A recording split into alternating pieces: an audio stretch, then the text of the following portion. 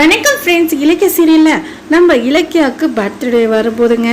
அதுக்காக நம்ம கௌதம் வந்து நிறைய கிஃப்ட் தரணும்னு சொல்லிட்டு ரொம்ப ஆசையாக இருக்காங்க. அது மட்டும் இல்லாமல் கார் வாங்கி கொடுக்கணும் அப்படின்ற கனவில் நம்ம கௌதம் இருக்கார். கார் வாங்கி கொடுக்குறேன், அந்த காரோடு சேர்த்து நம்ம இலக்கியாவை சேர்த்து ஒரு ஃபோட்டோ மாதிரி ரெடி பண்ணி நம்ம இலக்கியா கிட்ட சர்ப்ரைஸாக காமிக்கிறாங்க. இந்த கார் தான் இலக்கியா உனக்கு நான் வாங்க போகிறேன் அப்படின்னு சொல்லிட்டு, என்னங்க எனக்கு எதுக்கு இந்த காரு, இதெல்லாம் வேணாம் அப்படின்னு சொல்லிட்டு நம்ம இலக்கியா எவ்வளவோ சொன்னாலும் நம்ம கௌதம் வந்து கேட்கல. இந்த கார் வந்து கிஃப்டாக கொடுக்க போகிறன்றதுல உறுதியாக இருக்காங்க.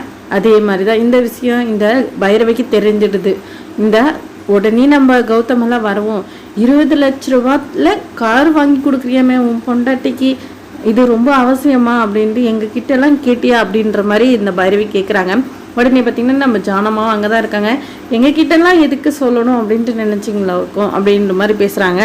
உடனே நம்ம கௌதம் காலையில் ஏந்திரிச்ச உடனே நான் வந்து சொல்லலாம்னு நினச்சேன் அப்படின்னு சொல்கிறாங்க. உடனே இந்த பைரவி வந்துட்டு, இதுக்கு எதுக்காக இந்த 20 லட்ச ரூபாய் கார் வாங்குறீங்க, இது ரொம்ப அவசியமா அப்படின்ற மாதிரி எல்லாம் இந்த பைரவி தேவலாகலாம் பேசுகிறாங்க. நம்ம கௌதம் இருந்தாலும் அவங்க முடிவு எடுத்தது தான். நம்ம இலக்கியாவே எவ்வளவோ சொல்கிறாங்க, இந்த கிஃப்டெல்லாம் வேணாம், என்னோட பர்த்டே ஃபங்க்ஷன் கொண்டாடவே தேவையில்லை, ஏற்கனவே வீட்டில் எத்தனை பிரச்சனை ஓடிட்டுருக்கு, இதுக்கு நடுவில் இந்த பிறந்த நாளெல்லாம் வேணாம் அப்படின்ற மாதிரி நம்ம இலக்கிய சொன்னாலும் நம்ம கௌதம் கேட்கலங்க.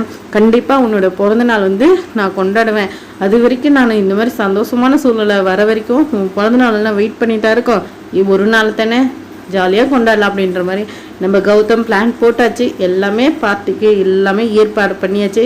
நம்ம இலக்கியாவோட பர்த்டே ஃபங்க்ஷன் வந்து சூப்பராக கொண்டாட போகிறாங்க நம்ம கௌதம்.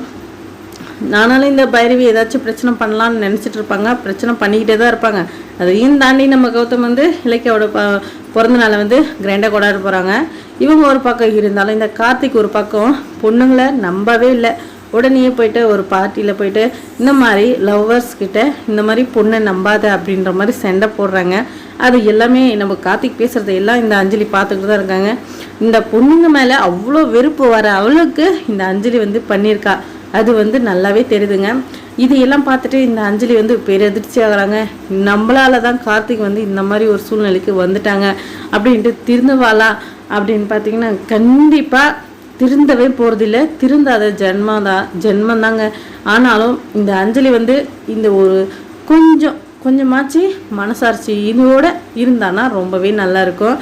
அது மட்டும் இல்லாமல் அஞ்சலி என்னை வந்து இங்கே வந்து காப்பாற்றிட்டேன்னு நினச்சி இந்த மாதிரி பண்ணிகிட்ருக்கேன், அவங்க பின்னாடி வந்துடுவேனா, இவ்வளோ வரைக்கும் ஏமாத்துறது போதா, இதுக்கப்புறமும் நீ நான் ஏமாறவன்னு நினச்சா இதுக்கப்புறம் நீ என் வாழ்க்கையில் வரவே முடியாதுன்ற மாதிரி அழுத்தமாக நம்ம கார்த்திக் வந்து சொல்கிறாரு. வாங்க என்ன நடக்குன்றதை பார்க்கலாம். இந்த வீடியோ பிடிச்சிருந்தா லைக் பண்ணுங்கள், கமெண்ட் பண்ணுங்கள், மறக்காம சப்ஸ்கிரைப் பண்ணுங்கள் ஃப்ரெண்ட்ஸ்.